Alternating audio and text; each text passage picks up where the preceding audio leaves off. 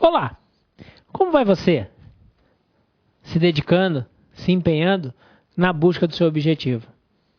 E nós estamos aqui de novo. Para quem ainda não me conhece, meu nome é Bruno e estou trabalhando aqui Direito Previdenciário. Esse ramo do direito fascinante, que para muitos, num primeiro momento, é melhor se afastar. Mas, a partir da hora em que a convivência ganha uma relação mais próxima, é quase como um casamento. Ninguém abandona. Hoje nós vamos falar sobre os aspectos gerais do Regime Geral de Previdência, tá? Conhecido por vocês como INSS, e que integra o rol de ramos, e aí a Previdência, né, integra o rol de ramos da Seguridade Social. Senhores, então nós temos que começar discutindo aqui o que é Previdência. Previdência é seguro, tá? Não aquele seguro que os senhores estão acostumados. É um seguro diferente, porque a gente já viu lá que prevalece quem? Prevalece a solidariedade. Então o seguro não é para mim. O seguro é para o grupo como um todo. Seguro que não me dá escolha. Por quê? Porque eu sou obrigado a me filiar. Então eu estou falando de um seguro coletivo com obrigatoriedade de filiação. Além disso, ele tem mais dois pressupostos. Primeiro, a realização de contribuições. Diferentemente da assistência social e da saúde, a Previdência, enquanto ramo da Seguridade Social, exige a realização de contribuições para que o indivíduo possa usufruir dos benefícios e serviços por ela oferecidos. Outra coisa, diferentemente de outros países, ele possui organização estatal. O Estado franqueia ao cidadão regimes tidos, chamados, e a gente vai ver daqui a pouquinho, regimes básicos. E qual que é a intenção de se constituir um seguro dessa natureza, com todas essas características extremamente peculiares? É simples. O objetivo é assegurar condições de vida dignas para quem? Para o cidadão que se filiou a ele. Em que momento, senhores? Na velhice, ou em decorrência, ou naqueles momentos chamados momentos de infortúnio. E aí, nesses momentos, quem é acudido além do cidadão? A sua família também. Senhores, esses momentos de infortúnios, tá? Esses infortúnios sociais, também são denominados riscos sociais. E o que são os riscos sociais? São aquelas situações, aquelas contingências que a lei elege, define como cobertas pelo sistema previdenciário. O nosso sistema previdenciário hoje, acoberta quem?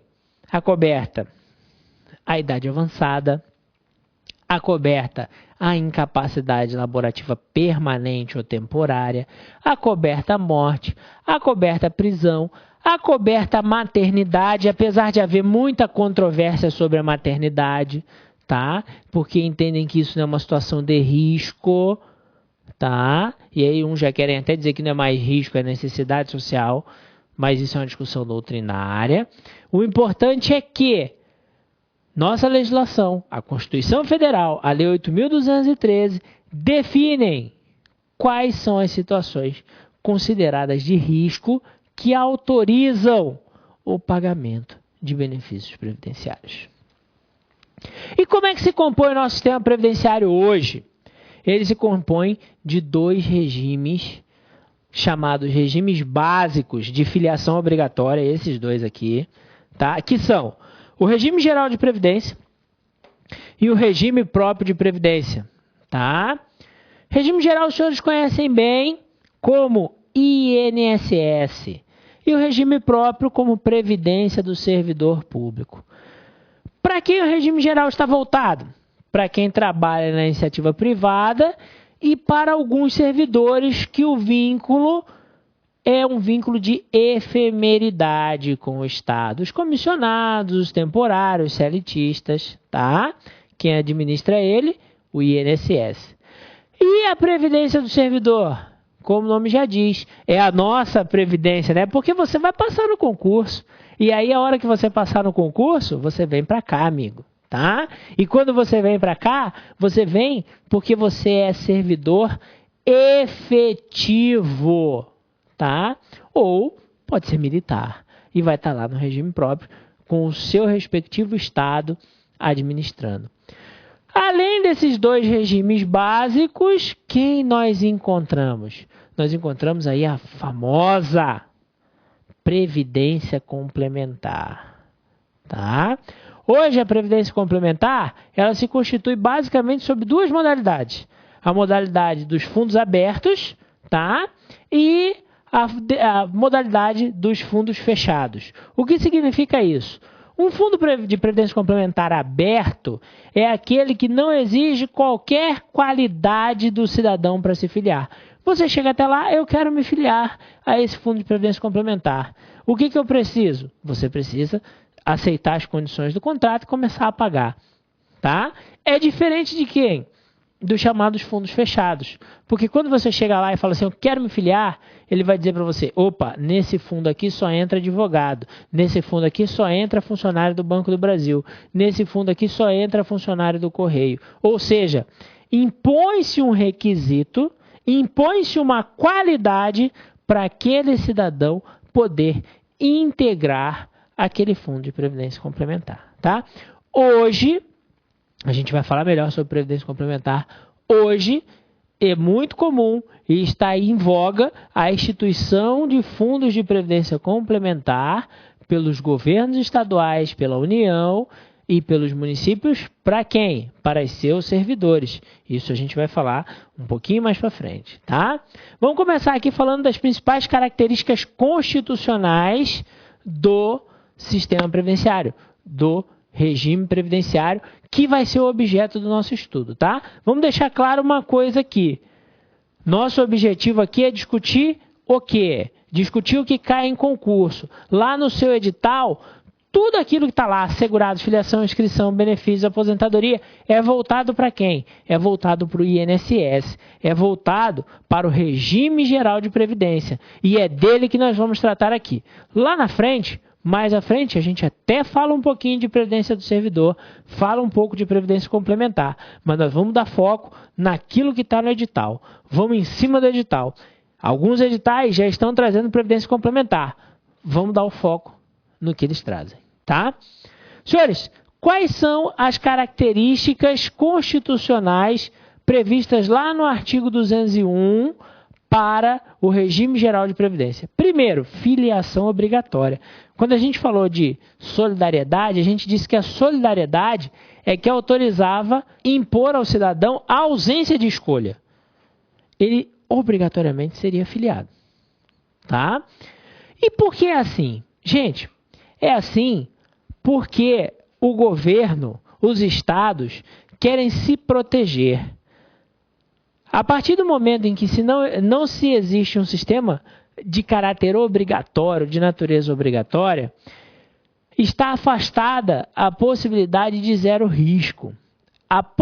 O que existe é a possibilidade de o Estado ter que arcar com o custeio, com a manutenção, através da assistência social, dessas pessoas no momento em que elas estiverem numa situação de risco social. E aí, para afastar essa possibilidade, o que faz o sistema? Ele impõe constitucionalmente a obrigatoriedade de filiação. Os senhores vão ver que alguns defendem que a obrigatoriedade de filiação decorre da chamada teoria da miopia social, tá? Ou miopia individual, os senhores vão achar de várias formas aí nos textos sobre direito previdenciário. O que significa essa teoria? Essa teoria significa, ou ela diz o quê? Ela diz que É da natureza do ser humano não se preocupar com o dia de amanhã. E em razão disso, faz-se necessário que ele seja obrigado a se filiar ao sistema. Porque como ele não se preocupa no dia de amanhã, provavelmente ele não vai guardar ou não tem condições de guardar recursos financeiros para os momentos em que ele efetivamente precisar desses recursos, tá? Então, por isso, a obrigatoriedade de filiação. Contributividade, a gente tem falado muito aqui. Senhores, exige-se contribuição dos segurados do sistema previdenciário, tá? Se não houver a realização de contribuição, a gente vai ver, eles serão desfiliados. Eles perderão a condição de segurado do regime geral de previdência. Exceção, a gente vai ver que a exigência de contribuição, muitas vezes, ela é afastada de que figura? Da figura do segurado especial. Tá? Isso significa que ele está isento das contribuições? Não, a gente vai ver que ele tem a obrigação, sim, de fazer recolhimento de contribuição previdenciária, mas essa obrigação de recolhimento não é pressuposto para a concessão de determinados benefícios ou para a aferição do preenchimento de requisitos para a concessão de determinados benefícios, ok? Senhores, equilíbrio atuarial. E aí o equilíbrio atuarial ele casa muito com o equilíbrio financeiro, tá? Aí a gente já avança um pouquinho.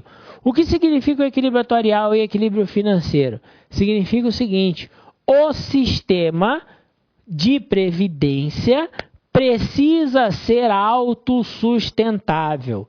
Aquelas receitas destinadas a ele têm a obrigatoriedade de garantir a integralidade dos pagamentos. Que pagamentos? Os pagamentos dos benefícios, ora. E como é que a gente faz isso? A gente faz isso mediante cálculos. Cálculos que nos permitirão verificar a receita que se fará necessária para a cobertura dos benefícios, para o pagamento dos benefícios a médio e longo prazo. Isso é equilíbrio atuarial. É você ter definidas alíquotas corretas para o custeio dos benefícios futuros. E o que é equilíbrio financeiro?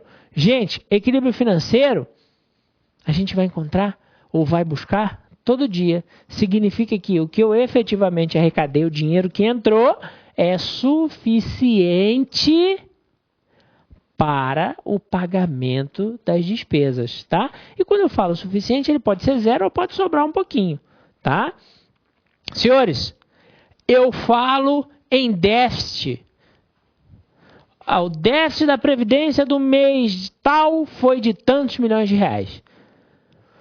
Eu estou falando de um sistema desequilibrado financeiramente. Eu falo em superávit. Eu estou falando de um sistema equilibrado financeiramente. Cuidado com isso, tá?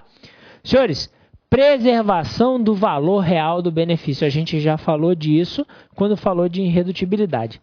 É princípio, tá? É característica constitucional do regime geral do INSS, do regime geral de previdência do INSS, a preservação do valor real do benefício. Está lá no artigo 201 da Constituição. Isso significa o quê? Isso significa que os benefícios previdenciários precisam sofrer reajustes periódicos com o objetivo de recompor o seu poder de compra. Grava aí. Hoje, essa periodicidade ela é anual, os reajustes acontecem em 1º de janeiro de cada ano e o índice utilizado é o INPC. Grava aí. Grava, porque o princípio da preservação do valor real, a característica da preservação do valor real, e eu tenho dito princípio porque muitos defendem ele como princípio, a gente já falou dele como princípio com outro nome, se materializa por que índice? INPC. Está lá na Lei 8.213.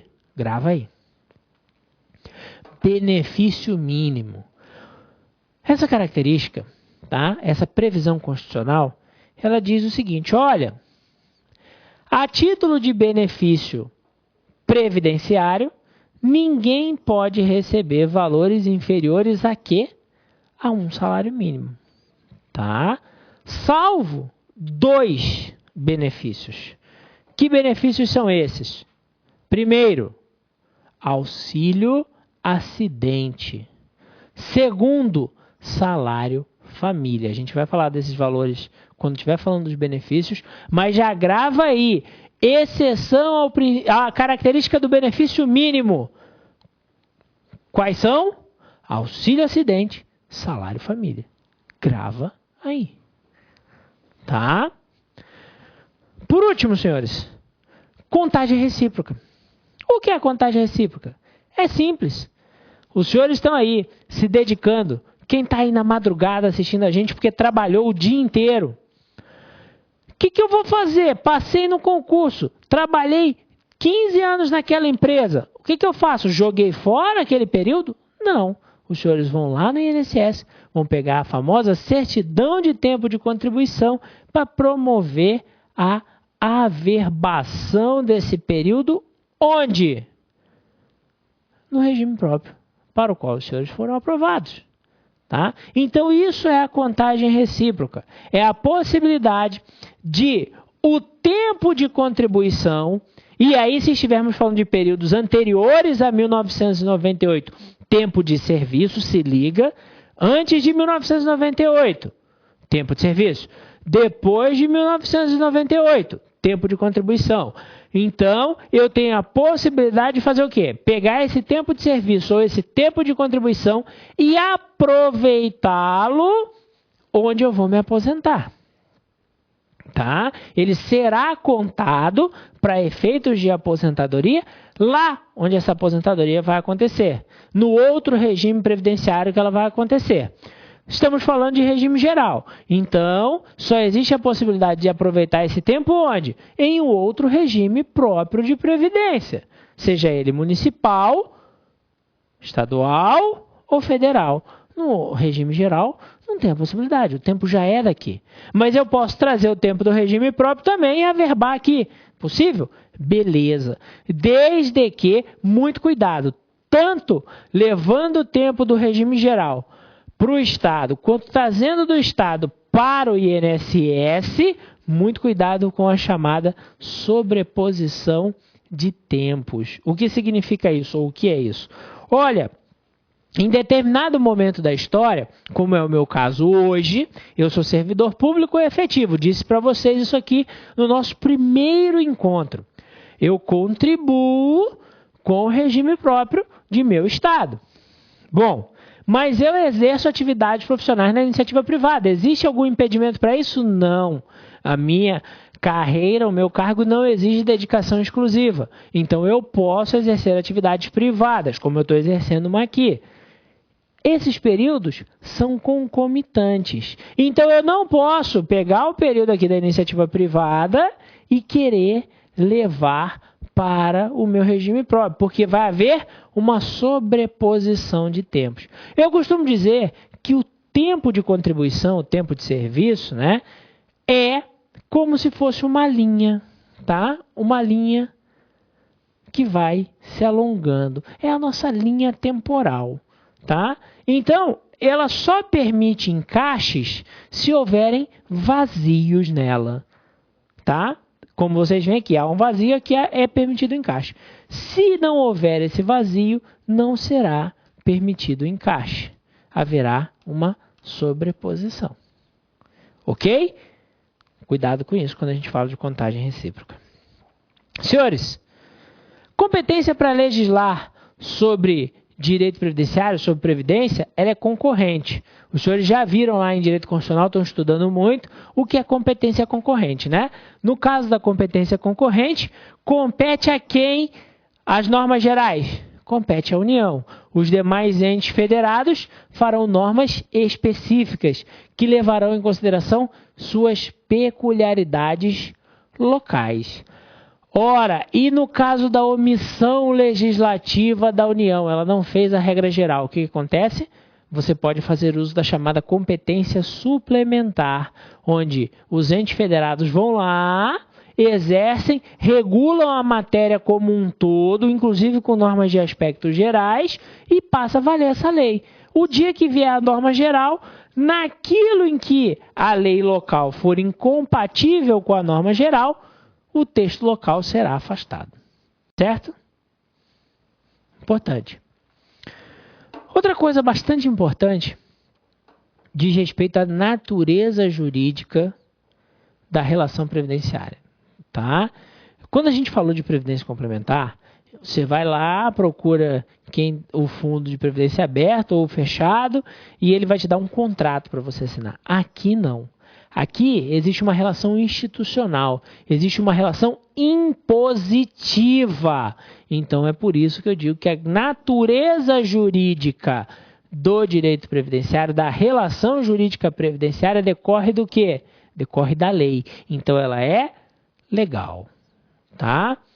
No âmbito da aplicação da norma previdenciária, os princípios utilizados são basicamente dois. O princípio da territorialidade, ou seja, as normas brasileiras se aplicam apenas no Estado brasileiro, e o princípio do tempus regit actum. Tá? O tempo é que o ato é regido pela norma em vigor naquele momento. Isso é importante? Bastante. O Supremo deu uma série de decisões ao longo da história dizendo o seguinte, olha, a lei previdenciária nova, ainda que mais benéfica para o cidadão, não pode alcançar fatos e atos praticados sob a égide da lei anterior. Por quê? Porque a lei que rege as questões previdenciárias é aquela em vigor no momento da prática do ato.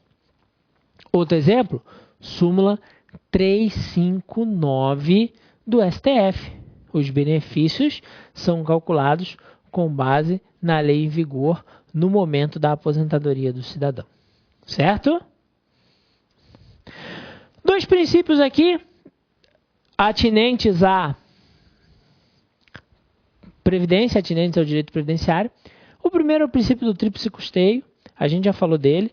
Quem paga a conta na previdência? Quem gera receita para o sistema previdenciário? Empregado, empregador e a sociedade por intermédio do governo. Então, as receitas previdenciárias vêm de três fontes: do empregado, do empregador e da sociedade.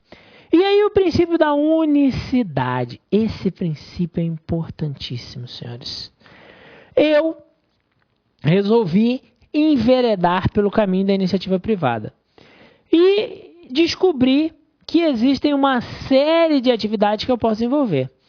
Eu sou profissional liberal, então eu posso estar no escritório, posso dar aula, posso prestar consultoria em outro lugar, dou aula em 2, 3 lugares, enfim. Eu tenho minha carteira assinada com 4, 3 empregadores diferentes. É possível? É. Desde que haja compatibilidade de horário, desde que eu consiga, exercer todas as minhas jornadas, não há impedimento legal nenhum. Vou ser filiado previdenciariamente em todas essas vinculações.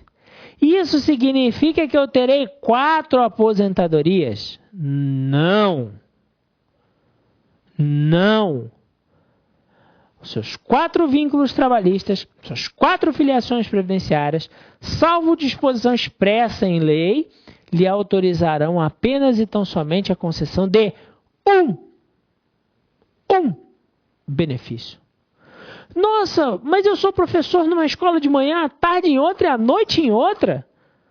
E de madrugada ainda presto uma consultoria aí, e eu tenho carteira assinada nos 4. Não vou nem perguntar qual é a consultoria que você presta de madrugada. Tá? Eu fiz tudo isso pensando que eu ia ter 4 aposentadorias e vai ter uma só. O princípio da unicidade. Tá? Senhores, inclusão previdenciária. Vira e mexe, nós nos deparamos com matérias onde o governo busca novas formas de permitir ao cidadão que não contribui com a Previdência, que está na chamada economia informal, na clandestinidade, para que possa regularizar a situação. O que são isso? Ou melhor, o que é esse tipo de ação? Esse tipo de ação é uma política de inclusão previdenciária. O governo está fazendo isso porque é bonzinho? Não. O governo está fazendo isso porque existe uma previsão constitucional, lá nos parágrafos 12 e 13 do artigo 201, que impõe para ele a obrigação de fazer o quê? De inserir dentro do sistema previdenciário quem, mesmo estando exercendo atividade remunerada, esteja excluído do sistema. Ou aquele que, sendo trabalhador doméstico e integrando família de baixa renda, não pode aderir ao sistema ou não adere ao sistema. Por quê? Porque não tem condições de pagar o que é exigido. Tá? Então, a inclusão previdenciária é isso. Primeiro, trazer aquele que está trabalhando, que exerce atividade remunerada na informalidade. Segundo, eu sou de baixa renda ou eu não tenho renda e me dedico ao trabalho doméstico, mas quero contribuir, só que o que cobram de mim é muito caro. Tá? Então, pode-se criar mecanismos legais com o objetivo de permitir essa inclusão. Senhores, o texto constitucional até 2003, ele dizia o seguinte: olha, você pode definir políticas de inclusão previdenciária, mas quem optar por essas políticas está afastado automaticamente do direito ao benefício de aposentadoria por tempo de contribuição. Isso valeu até, ou melhor, isso esteve no texto constitucional até 2003. De lá para cá, isso foi excluído do texto constitucional, cabendo a quem definir? Cabendo a lei definir. Hoje a gente vai falar, já vamos adiantar aqui, que existe previsão legal de que quem adere às políticas de inclusão previdenciária não tem direito ao benefício de aposentadoria por tempo de contribuição. E qual é a vantagem, então, Bruno, de eu pagar mais barato, né? Eu sou doméstica, minha família, eu não tenho renda, né? A gente tem, ou então tem baixa renda. Qual que é a vantagem, Bruno? A vantagem é que você pode se aposentar por idade, você pode se aposentar por invalidez. Se você ficar incapacitada temporariamente, você vai ter auxílio-doença. Tá? Então, essa é a vantagem da inclusão previdenciária. Senhores, os benefícios que são pagos nos casos de inclusão previdenciária também atingem um montante de um salário mínimo. Não são superiores a isso. Tá? Qual é o permissivo contido na inclusão previdenciária? A inclusão previdenciária permite ao legislador criar critérios diferentes, critérios diferenciados de carência. A gente vai ver o que é carência mais para frente um pouquinho. Então, eu posso ter prazos de carências diferenciados para aqueles que aderiram às políticas de inclusão previdenciária. Já adianto que não existe previsão legal de prazo de carência diferenciado até hoje, tá?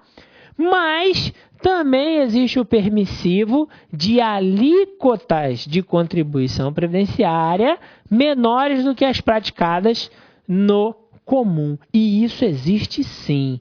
Então, quais são essas alíquotas?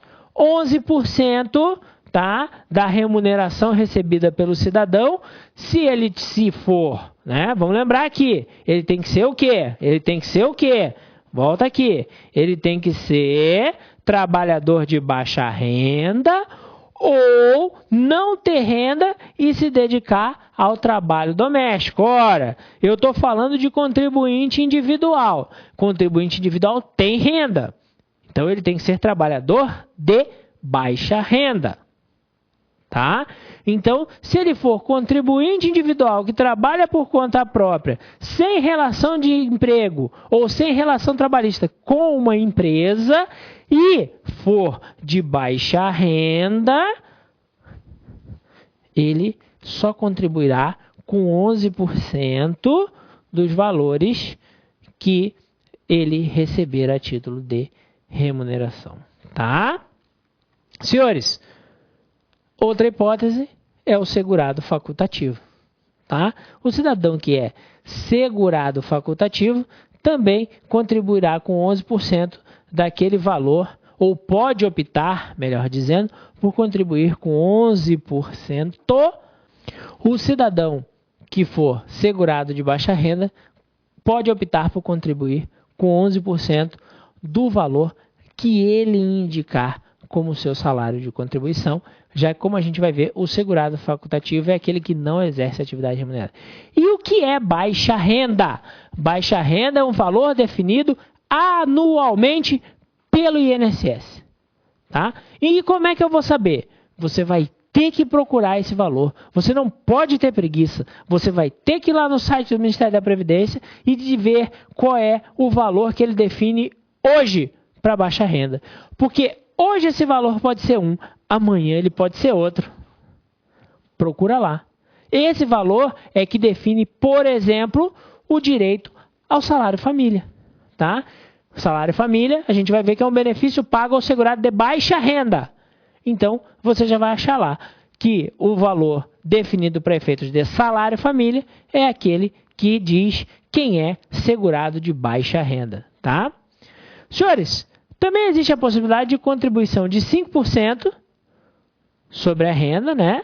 No caso de microempreendedor individual, no caso de segurado facultativo, que se dedica apenas e tão somente ao trabalho doméstico. E aqui, ele está se dedicando ao trabalho doméstico, ele tem que ser o quê? Sem renda. 5% no caso do microempreendedor individual. 5% pro segurado facultativo que não tem renda própria e que se dedica ao trabalho doméstico no âmbito da sua residência. Senhores, então esses dois podem dizer o seguinte: olha, eu vou para o programa de inclusão previdenciária e vou pagar só 5% a título de contribuição incidente sobre o meu salário de contribuição. No caso do microempreendedor individual, os valores que ele recebe. No caso do segurado facultativo, no caso do microempreendedor individual, os valores que ele recebe. No caso do segurado facultativo, que trabalha em sua residência em atividade doméstica, somente aqueles valores em que ele apontou como salário de contribuição. Como eu já disse, em fazendo essa opção, está excluído o direito deste segurado ao recebimento de aposentadoria por tempo de contribuição. Lembre-se, essa imposição de afastamento, ela não está prevista na Constituição mais, desde 2003. Ela está prevista onde? Na Lei 8.213. Na Lei 8.213. Então, ela é uma imposição legal e não uma imposição constitucional. Senhores, para a gente já se assemelhar, para a gente já ficar mais amigo, familiarizado, quais são os benefícios que o nosso plano de benefícios da Previdência Social, do Regime Geral de Previdência, comporta? Ele comporta a aposentadoria, que nós temos 4 modalidades. Aposentadoria por idade, aposentadoria por invalidez, aposentadoria por tempo de contribuição e aposentadoria especial. Auxílio-doença, que pressupõe incapacidade laborativa temporária. Auxílio acidente, que pressupõe redução, limitação da capacidade de trabalho. Eu continuo podendo trabalhar, mas eu sofro limitação. Eu tenho que fazer um esforço maior do que eu fazia antes. Aqui eu não consigo trabalhar por prazo determinado, por um determinado tempo. Existe possibilidade de cura. Aqui eu já me curei, só que ficaram sequelas que exigem um esforço maior para me trabalhar. Salário família, eu já adiantei aqui, volto a repetir, é o valor pago ao segurado de baixa renda pelo nascimento de um filho, por ter um filho menor de 14 anos. e salário maternidade, que é o valor pago, né, à gestante e aí à mãe também no período de licença maternidade. Você está nervoso? Não fica nervoso. Não fica nervoso. A gente vai falar de um por um. Aqui é só para dar aquele primeiro contato. Você chega na boate, encontra a gatinha, encontra o gatinho, você não dá aquela olhada? Sente a sintonia, fala, essa aí tá comigo. Essa eu posso chegar. É hoje, né? Gente, aqui é a mesma coisa. Tá só a primeira olhadinha, tá? Benefícios estes destinados a quem? Aos segurados. Para o dependente ou para os dependentes tem ou existem a pensão por morte, morreu o segurado, os dependentes dele fazem jus ao benefício. E o auxílio reclusão, o segurado foi preso, ele garantiu o sustento da família, a família passará a receber um benefício previdenciário. Certo, senhores? Benefícios destinados aos segurados, aposentadoria, auxílio doença, auxílio acidente, salário família, salário maternidade. Ok? Dependente, pensão por morte e auxílio reclusão. É só você pensar o seguinte, é fácil. Para o segurado, AAASS. AAASS. Aposentadoria, auxílio doença, auxílio acidente. AAA. Salário família, salário maternidade. SS. Para os dependentes eu tenho uma PA. Como assim tem uma PA? Isso é aula de matemática? Não, é aula de previdência. É aula de direito previdenciário, mas você tem uma PA. Por quê? Porque o dependente tem direito a quê? Pensão por morte e auxílio reclusão. Ok? Galera, até o próximo encontro. Bom estudo, boa dedicação e vamos junto. Vamos para frente que a aprovação é o que nos espera. Até a próxima.